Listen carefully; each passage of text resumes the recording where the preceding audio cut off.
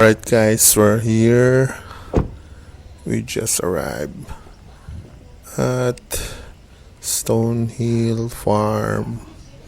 And there's the sunrise. Alright. So magbe-breakfast muna tayo dito before sa ating malayo ang road trip. Yan, pasok tayo. Ito yung kainan nila. Ayan.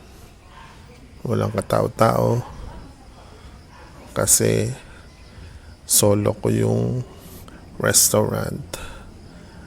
Ayan, sunrise over there. Napakagandang sun.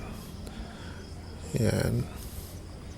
And makikita din dito yung Bulbulan Island. Ayun. Yan. Ganda, no? There's the trees.